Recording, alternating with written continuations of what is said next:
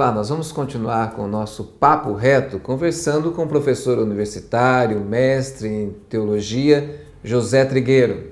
Olá, Trigueiro, vamos continuar a conversa? Um prazer. Onde surge, como nasce a corrupção? A corrupção tem a sua origem na essência da espécie humana. É uma questão antropológica, de formação do ser humano em si. São várias as hipóteses, mas menciono duas. A primeira é, o homem, ele é realmente bonzinho? A outra, o homem, ele é totalmente depravado, Mas me maligno? diga uma coisa, por exemplo, o homem, quando você diz brasileiro, norte-americano, europeu, é isso? Não, o homem universal. Todos nós somos iguais, como homem, mulheres, crianças, a espécie humana estamos falando. É a natureza humana. Podemos dizer que seja a natureza humana, as inclinações humanas, as afeições humanas. Aí você entra em diversas linhas que relê e lê o próprio ser humano em si. Mas e a cultura? Tem influência também, fora essa natureza humana? Aí nós entramos num ponto dos elementos que constroem a personalidade. Personalidade, você sabe, lembra o teatro grego, né? Que é a máscara que o ator usava para representar. Então, a persona é a maneira como o ser humano se encapa, ou põe uma capa ou uma máscara para se ver na cultura. Esses são os elementos constitutivos, diríamos, do bem e do mal. Nesse caso, quando nós falamos de ética, de corrupção, de moral, nós estamos falando de coisas relacionadas, elementos que são bons e elementos que são maus. E isso precisa ser avaliado pela própria sociedade. Agora tem um elemento importantíssimo. As religiões, elas têm uma importância muito grande na Constituição, Mas todas as religiões. Todas as religiões. Né? O islamismo, cristianismo, todas o budismo. elas. Aí você precisa, inclusive, é muito comum na história, reis, reinos, que selecionavam suas religiões, porque o próprio Estado avaliava quais eram os conceitos que alavancava a constituição dos seres humanos ou do seu cidadão, e eles escolhiam as religiões X, Y. Nós temos mudanças de religiões em muitas nações. Por quê? A questão da religião é um dos elementos importantes na Constituição. Lembramos de Jesus. Jesus falou assim, ame o teu próximo como a ti mesmo. Um elemento inovador, que nós ainda não conseguimos, de uma certa forma ou outra, alavancar isso para um elemento de todo um Estado. Então, mas me diga, por exemplo, existe corrupção pequena ou grande, branca, amarela? Esse é um elemento muito claro, bem evidente, não existe. Desde hoje, você vai ver a aplicação da lei em alguns casos, às vezes a pessoa que roubou uma margarina no supermercado, ele vai para a cadeia. Às vezes uma pessoa que roubou milhões de reais não vai na cadeia porque passa por todo um processo jurídico, organizacional, juridicamente. Não, a lei não quer dizer que existe ética. A lei não sustenta a ética e nem a moral. Porque a lei ela pode ser inclinada a defender determinados interesses da sociedade.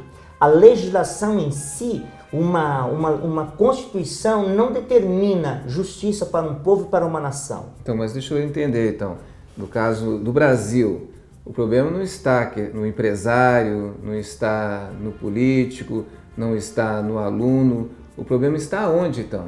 Esse problema, ele está na nossa Constituição de identidade.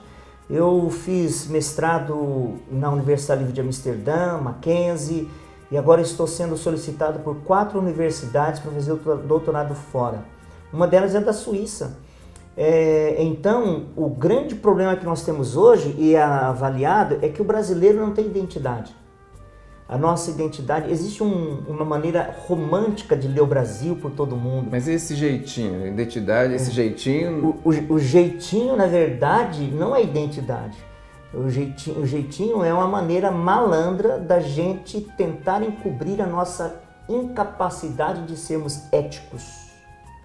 Então, o Brasil é um país complexo. Estudo o Brasil há uns 30 anos, não tenho tempo aqui para falar sobre isso. O Darcy Ribeiro talvez seja um dos grandes pensadores que eu coaduno com as suas ideias, e acho que se o brasileiro Vamos tomar Immanuel Kant quando ele diz assim, o dever é a nossa força. Ele sonhou romanticamente achando que o ser humano tinha capacidade de ser bom, de ser ético, ser moral. Mas o brasileiro tem jeito, então. Você acredita que nós estamos crescendo nessa questão da ética? Tudo que está acontecendo no Brasil hoje em relação à Lava Jato, você acha que nós estamos evoluindo? Claro, por favor. Eu acho que o brasileiro, ele tem um lado muito bom, que daria para aproveitar essa terra fértil que ele é e produzir um novo brasileiro. Então me fala uma palavra de esperança para todos que estão nos ouvindo, principalmente a classe empreendedora. O Brasil funciona sem nossos governos. Não é bom isso? Os nossos empresários, se eles quiserem, esquece governos, esquece prefeitos, trabalhem. Eu acredito, a minha cidade de referência é Genebra. E Genebra, fundamentada em cima do pensamento reformado reformaram a sociedade de Genebra. E o primeiro elemento é trabalho. Ninguém, nada resiste ao trabalho. O trabalho faz parte da construção da identidade do cristão. O apóstolo Paulo diz assim, quem não trabalha não coma. Eu trabalho, educação e relacionamentos, troca. Nós temos, o mercado é algo importantíssimo. Obrigado, Trigueiro. Tá, muito obrigado mesmo.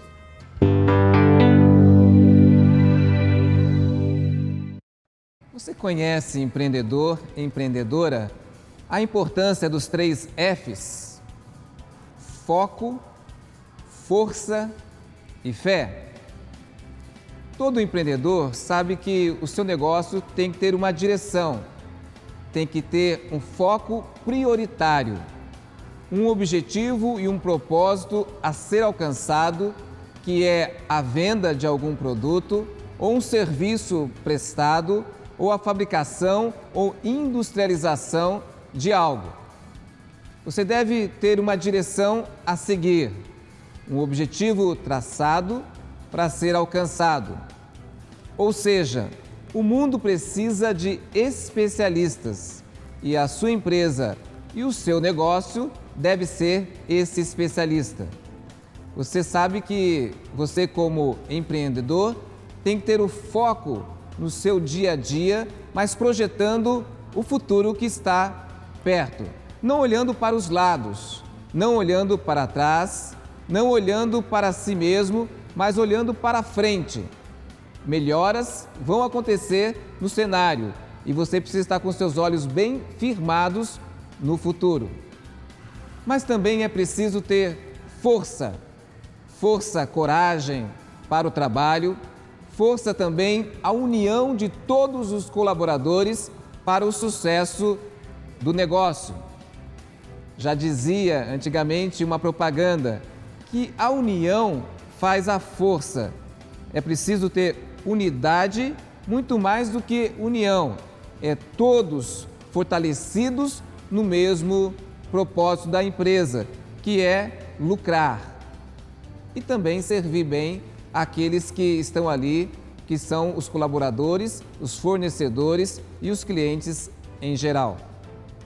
Mas também é preciso ter fé, acreditar, saber que vai chegar lá, ter fé nas suas próprias energias, a sua própria capacidade, o seu próprio conhecimento.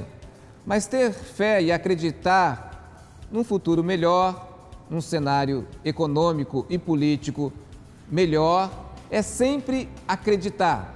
Acreditar no seu produto, acreditar no seu ponto, acreditar no seu preço. É importante ter fé. Fé na família, fé nos negócios, fé no trabalho, fé em si mesmo. E por isso, fé no trabalho, fé em Deus e até a próxima.